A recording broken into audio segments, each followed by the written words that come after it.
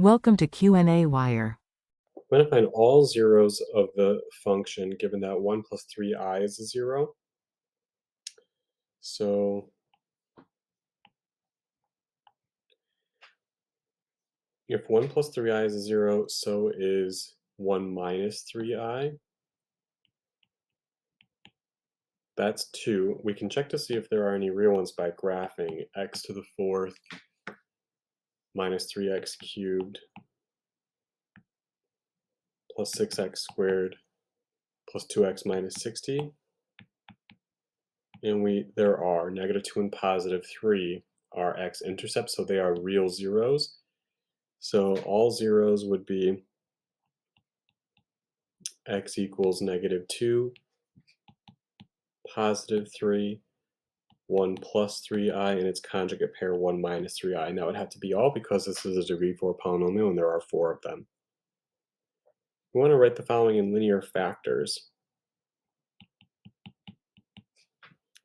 Start by graphing just to see what the real factors might be. And so we have 5x cubed minus 9x squared plus 28x plus 6. And we have 1 that is -0.2. So that would mean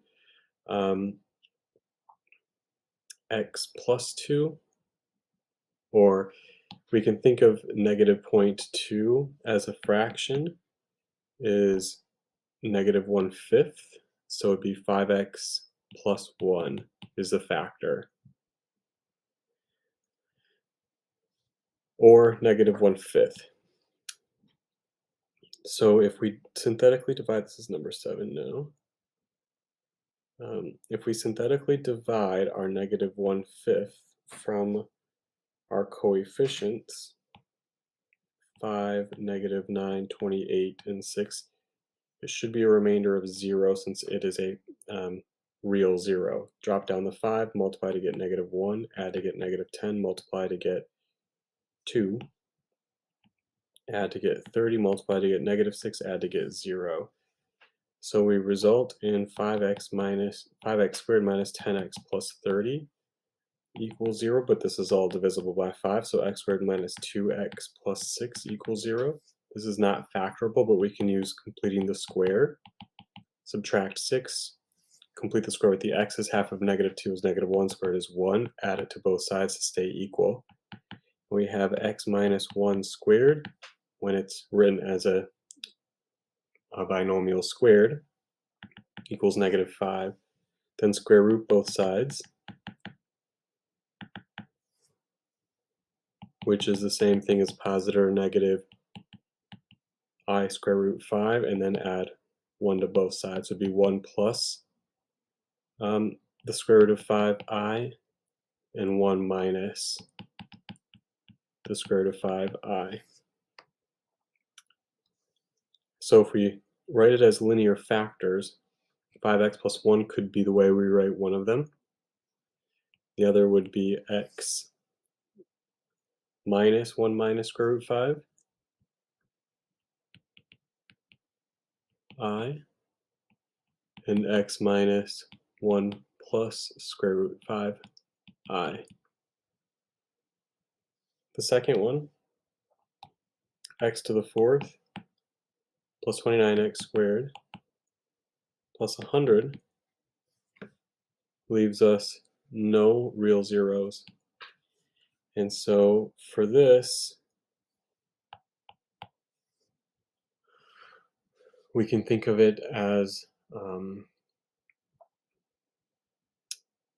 we can do a substitution. If we let x squared be u, then it would be u squared plus 29u plus 100 equals 0. We can complete the square.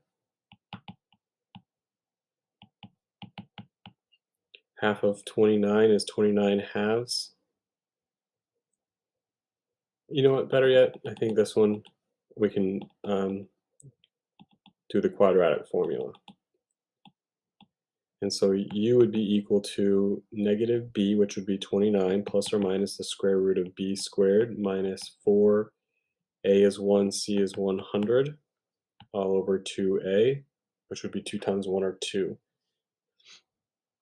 So 29 squared minus 400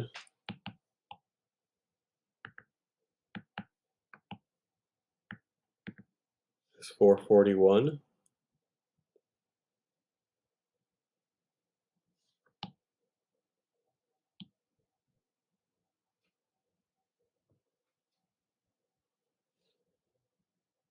Which gives us the square root of 441.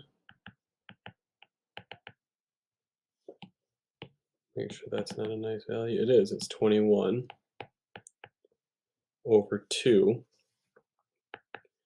which would mean that u is equal to negative 29 plus 21, or negative 8 over 2, or negative 4, or u is negative 29 minus 21, which is negative 50 over 2, which is negative 25. But u is x squared, so we have x squared equals negative 4 and x squared equals negative 25. And so x is equal to positive or negative square root of negative 4 and positive or negative square root of negative 25, which is positive negative 2i and positive and negative 5i. So f of x would be equal to x minus 2i, x plus 2i, x minus 5i, x plus 5i.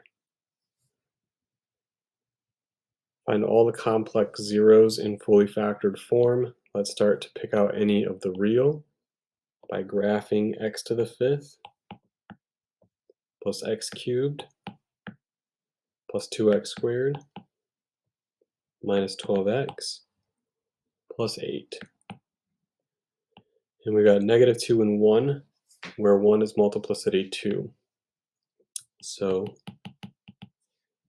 that would mean we've got x plus 2 for the 0 of negative 2, and then 1 multiplicity 2 would be a factor of x minus 1 squared. And now we'll use those to find the other 2, because right now we only have 3 of the 5 accounted for. So let's synthetically divide negative 2 from our coefficients 1x to the 5th, no x to the 4th, 1x cubed, 2x squared, negative 12x plus 8. We should expect a remainder of 0. Drop down the 1, multiply, add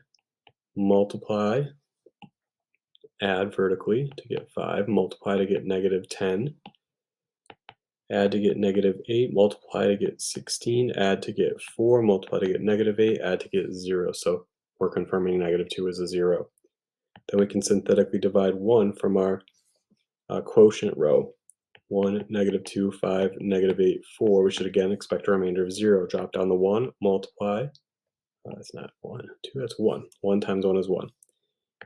Add to get negative 1, multiply to get negative 1, add to get 4, multiply to get 8, multiply to get 4, add to get negative 4, multiply to get negative 4, add to get 0. Multiplicity 2 means we can do it again and expect another remainder of 0. Drop down the 1, multiply, add, multiply, add, multiply, add.